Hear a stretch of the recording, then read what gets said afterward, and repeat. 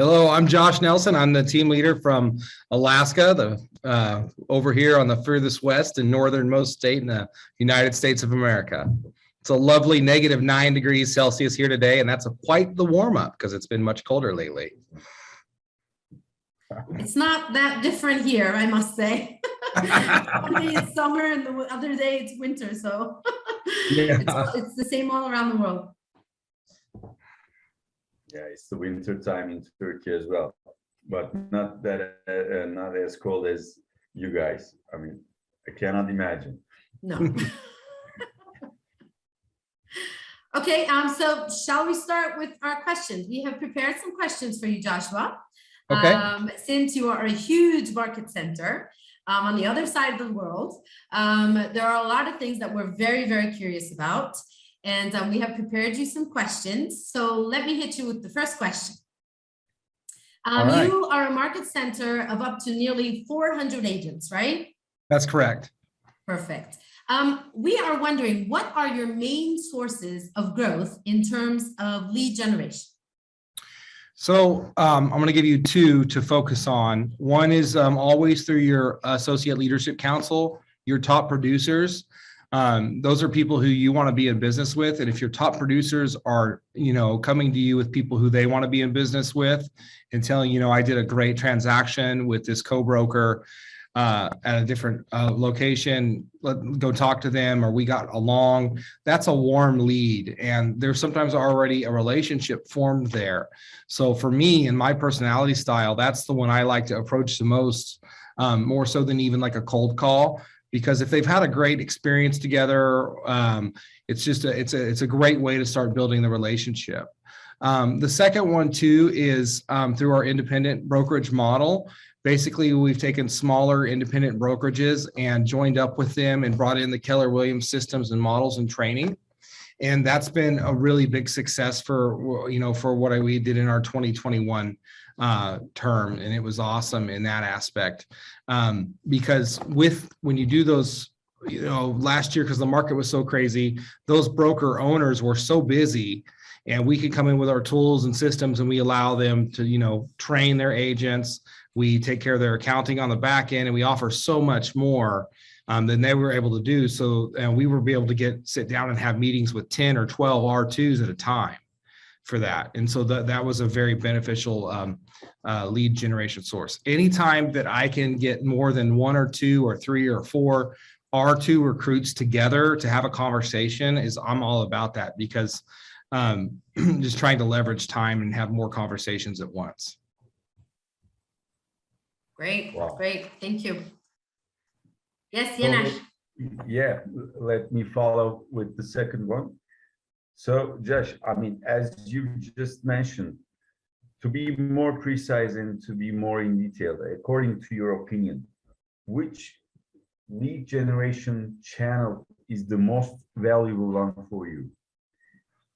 I mean, I think the most valuable lead generation channel is always going to be through your ALC, is through you building their profit share downline or their growth share downline. And working with them because the deal is that your ALC is someone that you've chosen to be your leadership council because they're someone that you want to be in business with. And if they're recommending to you someone whom they like to work with and they want to be in business with, they're going to attract more of what you like in your leadership. And that's really what you want to surround yourself with. So that would be the first foremost thing, and understand that the benefit for the ALC member is to grow their share. And do you guys call it profit share? Yes, it's profit share. It's profit share across the world. I just know it's got a little bit of a different calculation. I know that, but still, and that's the benefit for them, is that, hey, I did a really great transaction with this other broker. We solved some issues together. They upheld our Y4C2Ts, but I think that we could help them grow. And then that's the best conversation if they'll help you set up that. That's a warm lead, and that's just the best way to go about it for me and the way that I like to work. Now, that's not to say that as team leaders, we shouldn't still be doing the cold calling and setting up the recruiting and all those other things. But if you're talking about my preferred method and the most fruitful is always a warm lead through your leadership council. Wow. Okay. Thank you. Yeah, you have talked about many types of different lead generations, but I'm hearing mostly you're talking about your ALC is your most valuable one, right? Right. We've heard many channels from your side, but during the phase, what I'm actually wondering is that during the phase of different scales, you're a market center of up to 400 agents right now. But when you were growing up to 100, maybe up to 200, etc. In other words, did you actually prioritize some of them more likely when you had your way up to 100 and then 200?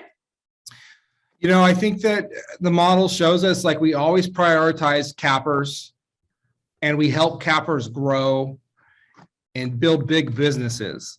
And when cappers and naturally growth-minded people are building big businesses, they're going to attract a lot of people to come with them. And so that's the mindset you have to put yourself in there in regards to that.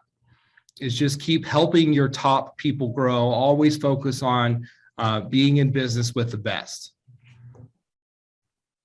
Okay, business with the best. Perfect. Because I mean, they're going to grow. Because I mean, if you're helping them grow their businesses, they're going to find someone who's going to come in and they're going to help them grow. You know, and then now we have teams that have 35 or 40 people on them. You know, and I've got some team members that are not the owners of the team, but are team members that are building bigger lives than they could have ever dreamed of working on a real estate team. And that's really what it's about, is being that attraction. You know, you help that one person grow a huge business, and now they're helping, 20, 30 families like live really big lives. And then that's how we grow. Wow. So yeah, just like agents, you're working with your top agents, and they're your best reference, actually, right? To create your all new the time lead generation. Okay. Lead Perfect. generation, and also for your growth as you're growing from your the question was about, does your lead change from 1 to 200 or to 300? Right. And the simple answer really is no. Keep helping your top people grow, keep recruiting top people and helping them grow, and then they will be growing. And in doing so, they will be bringing in their own people for their own teams and helping them grow. Great. Thank you. Wow.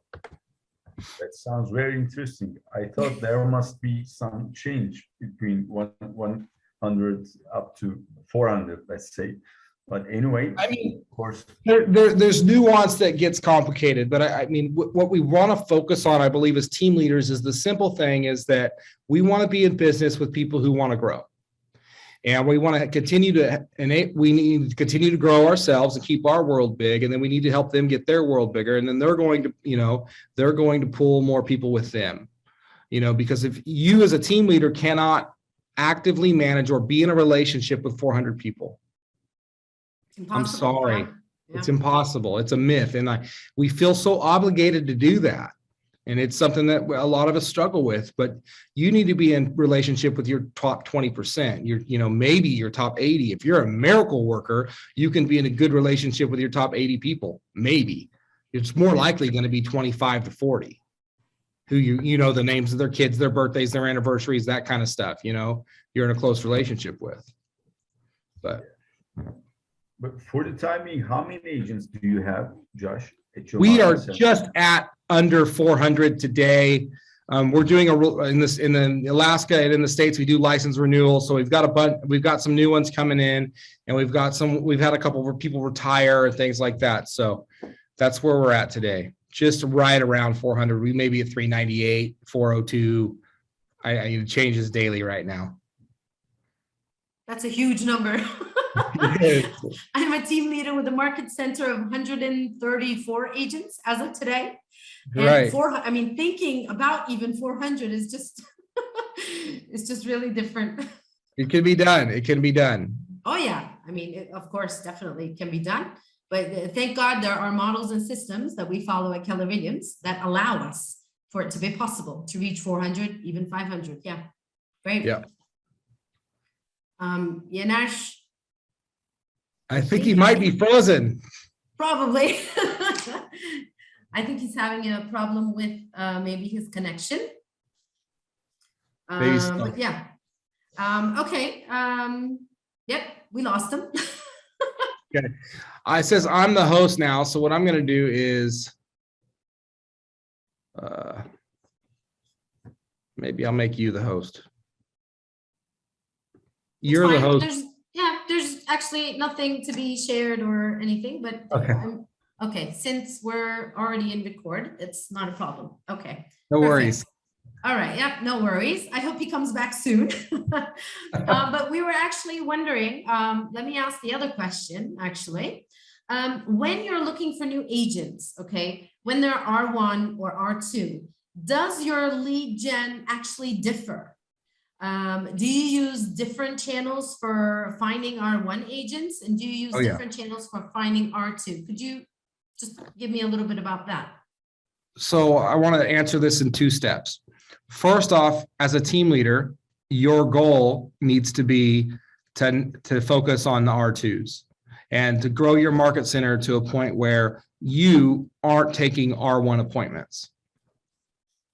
You need to like, that needs to be your goal, is to graduate yourself from taking R1 appointments. And then those R2, as you grow, and we have a productivity coach who handles R1 appointments. And I mean, that's a lead gen source. She is growing people and changing lives in her program. And so we're telling that story, and she's recruiting to that because it's a win-win for the person in her program. And that's a huge one. The second one is the assistant team leader that I have, Diet Owen. She takes a lot of R2 appointments as well. And so where the PC coach focuses on like 0 to 4 transactions, or your first 6 months or first year in the business, Diet is really focusing on people who are in the business at a competing brokerage that aren't hitting their potential. And so that's their job, is R1s. Their job is R1s and some other, we all split some other tasks, but that's their job. And then I focus solely on the R2s and the growth. So I guess that would be my thing to tell you, is get yourself big enough where you can have someone run that position of those R1s with you. Okay. Yener, while you're absent, I asked the other question. So you can continue on from there. I'm sorry, I don't know what happened. Actually, it's due to the reception. It's Alaska. I don't know what happened. So maybe the next question is with regards to technology, right? In means of lead generation, how do you utilize technology, Josh? I mean, in terms of command and other digital media channels like LinkedIn, Facebook groups, etc. Okay. This is probably not my forte as a team leader. I love technology and I love what it can do, but at the end of the day, it's about talking to people and being in a relationship and getting face-to-face with them. I have a tech committee who is teaching classes that people really love those style of classes, and I invite people to them. We do text campaigns, we do some emailing. I will tell you that if you have a good speaker coming in town, or you have a major class, career visioning or whatever, something you're really teaching that is really good for the industry, setting that up through a Facebook event and then having your top people invite everybody, and having some conversations on Facebook specifically are really good. We're experimenting more with like Instagram and eventually TikTok, but I will tell you guys that for this team leader alone, that's an area that I've got to be better at. I'm more relational. The tech side is not my forte. Now, when it comes into command, I'm an advocate of command, and we use our recruiting in command and things of that nature. But in regards to social media, that's not my specialty. Okay. I Okay. mean, in terms of recruiting, you mean emailing or creating smart plans to the candidates? And I always do that around a class, I love recruiting through the classroom, because if I could get someone to come to my market center to take a class, they're already mine. Like they're in, it's like playing, it's like home court advantage, right? And so that's a great way to set up a consulting meeting to do, the 6 conversations and really and dive into a needs analysis of what they need is through the classroom.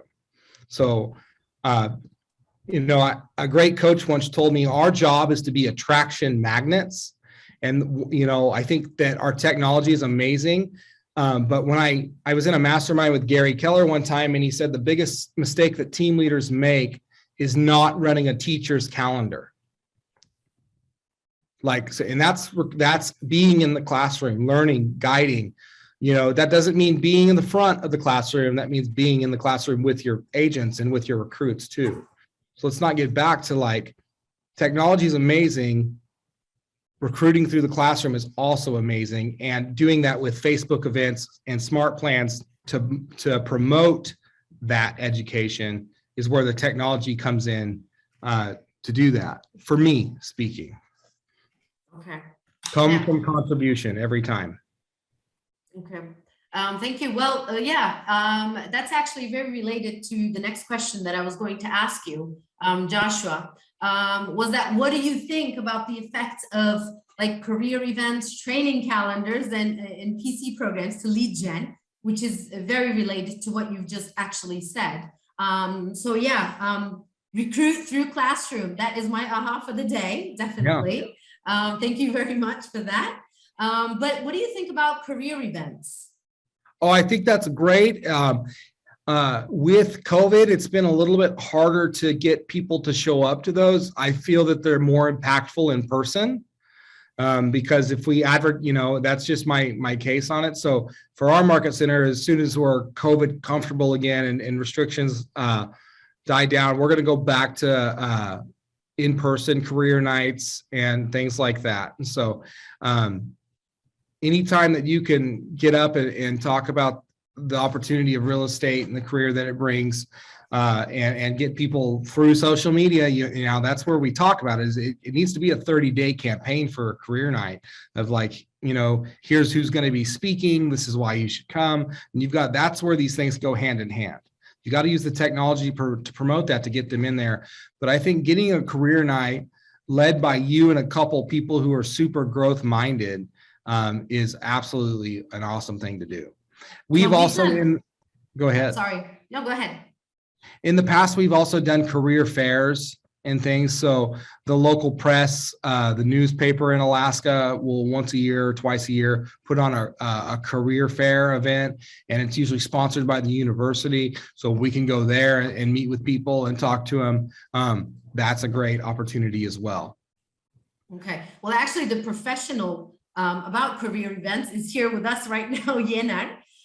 During COVID, they have done many career events live through Zoom. They have actually promoted it through Instagram and Facebook, and they have collected leads and then done live career events online through Zoom, actually. Have you done any online Zoom events? We have done Zoom events. I have not mastered them yet. Mm-hmm. And that's where I'm at with that. So yeah, we've done some online, we've done some Facebook career nights. It's just a little bit harder to really deeply connect with people over Zoom, in my opinion. So I'm looking forward to getting back in person. This won't go away like this. And I'd love to hear sometime if you know how to build engagement and stickiness through Zoom, where people are listening and coming back with questions. I would love to. That's an area I'd love to mastermind around more. He's the best person you can ask. Thank you.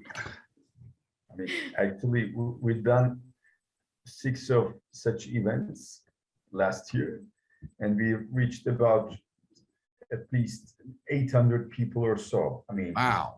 Some of them are from Keller Williams as well, but we managed to recruit some people, around like 50 gross, let me say. Yeah, I mean, I can say that. That's awesome. Yeah. Great numbers, aren't they? Yeah. That's I mean, awesome. but as you said, I mean, get in touch in person is the best way to create such a bond to recruit the correct people. So that's not the best way to create the pace on recruiting, actually. That's another way of doing business. It's a kind of nice to have. I think it's great that you did it, especially at COVID, you capitalized on it. And if you have a knack for it, like, I guess one thing I want to say with this is we can talk about a million ways to lead gen, but if you focus on 2 or 3 and you're doing really good at them, like don't reinvent the wheel. Right. Just, keep going. And so I think that's awesome. By the way, the question I'm about to ask is right the contrary of what we have just. And it's, I mean, was there any time that you've ever thought you were not able to create any more leads, Josh? No. For a team leader, there's times where you get tired and there's the rough days and things like that. But no, there's never been a time where I've not been able to create more leads and go after it, because at the end of the day, like, you haven't talked to everybody in the real estate business in your area in the last 30 days. That's going to be very rare. So the worst case scenario, pick up the phone and get in relationship with people. And it's just that simple. Pick up the phone. That's it. Pick up the phone. Just pick it up. Right. Great. Okay. And it goes back to, like, if you don't know how to lead gen at the end of the day, you look at your training calendar, you find the next great class coming up, and you get on the phone and invite people personally. That's the least you can do. That's the least you can do. And those leads are never, I mean, you've never called all of them. Right. Okay. Well, we're also wondering, have you ever done anything that is what we can call disruptive and which is unique, which is one of a kind activity that has had a positive or a negative effect in helping create lead generation? Yeah, I mean, with 2 things. One, we remargined our economic model in 2020. And so that means we made a more competitive cap model for our area. And so that was helpful. And then secondly, the independent conversations with the independent brokerages and making those strategic partnerships to bring them under the Keller Williams umbrella and help them grow their businesses in some areas where the market was too small for us to have a business center, but they were already there, and it allowed us to just bolt on all of our tools and technology and training and let them keep doing what they were doing and take some of the burden off of them, has been very disruptive. And we've had a ton of success with that across the state of Alaska. Wow, that's great. So that's the number 1 most disruptive thing that we've done. Yes. We have talked about this when we first met. That was really disruptive. Yeah, it's been good. It's been allowed us. We have a different geographical. Our population is small and our area is big, so we have some geographical challenges that has really allowed us to overcome. Because in these little towns of 10,000 or 20 or 30,000 people, it's not worth it to me to go open up a business center. But if there's a real estate company already there functioning and we come along and help them grow and train. Wow. Yeah. It's been super helpful. They love it. So once we started to talk about disruption, let me ask you another disruptive question. Like, have you ever implied any kind of gamification activity to your lead gen processes? Oh man, all the time. All the time. Oh. Yeah. Number 1 is if you, the number 1 thing that we do is I commit, if you give me a lead for a great agent that joins us, I'm going to put them in your profit share. And it may not be a game, but people love it. Another thing I've done is in my leadership team, like if we hit a certain number of recruits in the past, we've talked about, we didn't hit it last year, but what we were going to do is go on a fishing trip. And so that's our thing up here, that like fishing is huge in Alaska, and to do things like that. And so those are the things with your leadership team I love to do. And then also with your ALC, if you guys hit your growth goal for the market center, you know, doing something really fun with your ALC. We've done a thing before where we did axe throwing and we went out to dinner as an ALC, and just gives them a chance to like come together and celebrate something. Other things that we've done for the market center, not specifically related to recruiting, but growth in general or numbers, is like we've given away tickets to Hawaii, you know, before, and things like that. Or, you know, what if a certain metric was hit by a person on a team, or you know, we would do drawings. You know, any of that stuff to make it fun. They love that stuff. Wow, that's great. Well, yeah, Joshua, thank you for answering all of our questions. There's a lot of information there that me, as a team leader of a market center of only 130 something agents, I have a lot of things to learn. So thank you very much for all the information that you have shared. We've heard that ALC and our top agents are the most important parts of our market center for us to create lead gen. So what I've heard is our training calendar is the most important part of our business that we can use in order to grow our market center and our agents. Of course, it's growth, both sides. So yeah, thank you very much for all the information that you have shared with us. Can I add one thing I would want to encourage team leaders as they're growing to begin to look at? In order to sustain growth over time, especially from that 200 to 400, you've got to get really intentional about retention. And retention can mean everything from how you celebrate your people to how you're helping them grow. And so I would encourage team leaders to yearly sit down and look at why people have left the brokerage and strategize around that. Because if, you know, it gets more and more important to really, really retain people as you grow. So don't lose sight of that, you know, because yes, we want to keep recruiting and we want to keep grossing the right number, but if you can close some of that back door through doing some simple things, I would encourage you guys to look at that. Yeah, definitely. I mean, retention is as important as growth. That's my opinion. Because we are having great effort. We are focusing on our great effort to grow. But once the back door is open, then all the recruits mean nothing. Right. Or valueless. So that's right. So evaluate that with your team. Look at it. Ask when people leave, like, why? What could we have done?